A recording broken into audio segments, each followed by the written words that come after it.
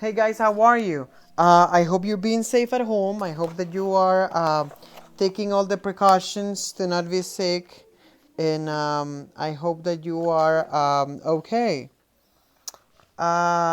Today we will discuss the last part of your story, which would be the worksheet. Um, So let's go to page. I hope that you've been working in your questions. Some of you have texted me telling me you don't understand. Try harder. Watch the video again. Listen to the video again. And I noticed that there's something called CC in your videos, is closed captions, subtitles. So if you don't really get my accent in some of them, because I have an accent, then just write the CC, the closed captions, the subtitles, and everything that I'm speaking appears written in the wall so you can see what I'm saying and you can pause it so you can write it. I am not gonna write it. Fifth graders, you are old enough to be able to do this by your own.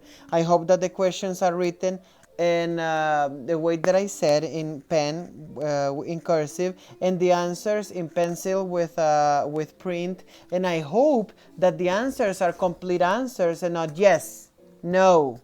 If I made a questions about the tundra, then why is the tundra like this? The tundra is like this because don't start your answers with because we have done this before. Complete answers. You're not gonna have all the points if you're not following instructions.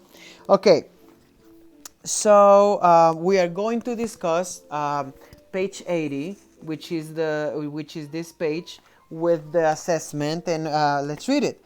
Choose the correct answer. What is a biome? If you don't have your book, pause it, go get the book, and come back. It is a grouping of animals and plants that share similar traits. It is the weather and geography of a specific region. It's an ecological community where distinct plants and animals live. It is a complex network of food chains in a certain area. Now, as you can remember, you should go by the keyword, and in this case the keyword is biome. You go back to the story.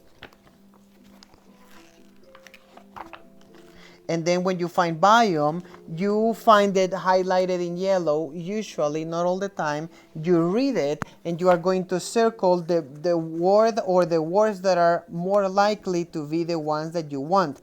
Now, if they're not in there, then choose by elimination what is not correct and what is correct. Then you're gonna do that with all the four of them. This is an assessment, so I'm not gonna do that for you.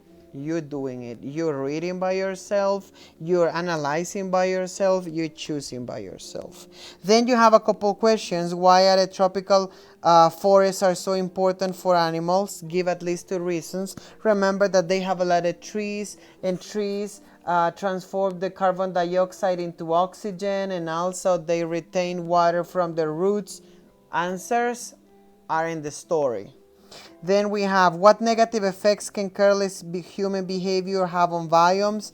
Remember that people usually destroy the biomes of the animals by setting fire on them and destroying the houses of the animals. I told you a whole chain of what would happen if the animals have to go away, or one species of animal dies, then the other one dies, then the other one dies. The answer is in the video before, or in the one before that, or in the story. This is an assessment for you. You should think, you should go back to the story and read, and you should write complete answers. If it says, what negative effects can careless human behavior have on biomes, you have to write, careless human behavior on biomes can produce this and this and this. Complete answers, complete sentences. Then you have on page 87, this chart, and it says, use the chart to describe how the geography and climate of a biome affect the plants. The geography is the dirt, the mountains, the lands, the plants. And climate is the how, if it's hot, if it's cold, if it's rainy, if it's dry, if it's desert. affect the plants and animals that live in there. In the cause column, list the geographic or climatic features of the biome, and in the effect column, note the ways in which this weather affects the growth of habits of the animals and plants that live in the biome. So I can already see people saying, I don't understand. Read again. Fifth graders. This is not anymore the teacher explains everything to me. This is me thinking. This is me trying to analyze. This is me trying to push my brain to understand. I cannot feed every answer to you. You have to be able to go back and read. I don't understand everything. It's not an answer that I'm going to accept anymore.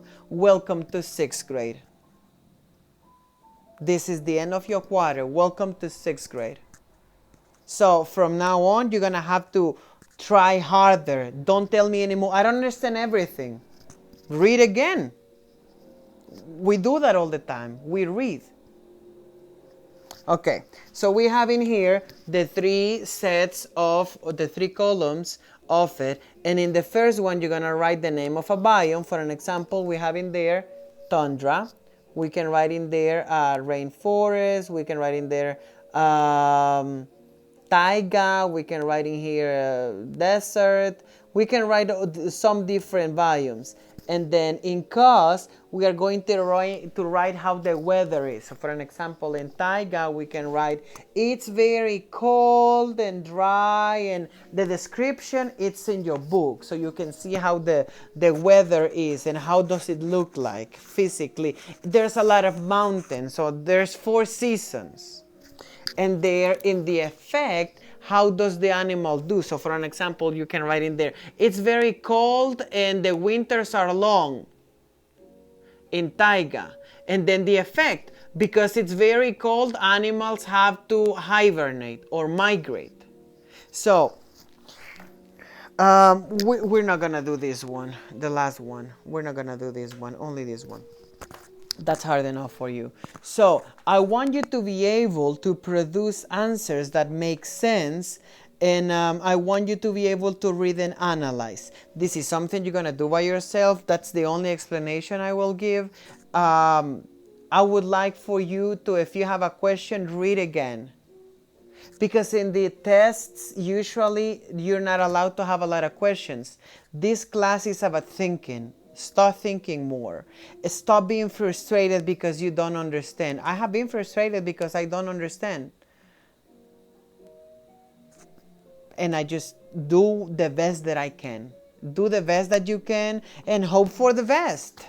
And stop focusing on hundreds. Stop focusing on that you should be the best. Stop focusing on that you should get only hundreds so you're not the best.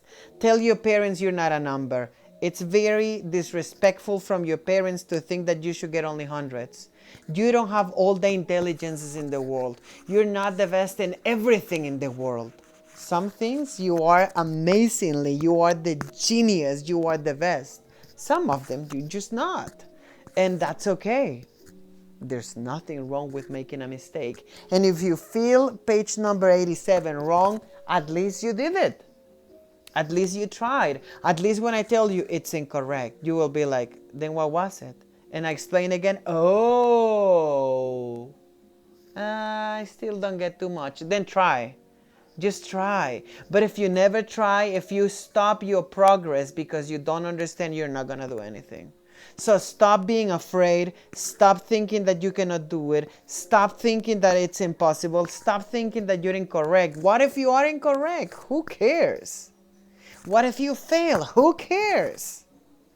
This number of class doesn't measure your intelligence. Because I don't do arts. Maybe you are amazing at drawing or singing or anything else in the world. So because you're getting a low grade, that doesn't mean you're dumb. You're just not the best at that, and that's it. Just pass the class. Do your best. But stop pushing yourself for hundreds or for 90s, or maybe you got a 70. Amazing. That was your best effort. That's great. So stop being frustrated. Just be chill. Be cool. Don't get frisky about anything. Just like relax. Be chill. And this homework is for next Wednesday. So post your pictures in a private message in your platform next Wednesday. So you still have a lot of time. So I hope you're okay. And I hope that you have fun. And I hope that, remember that I would like to see you very soon. And I hope that you're okay. See you guys.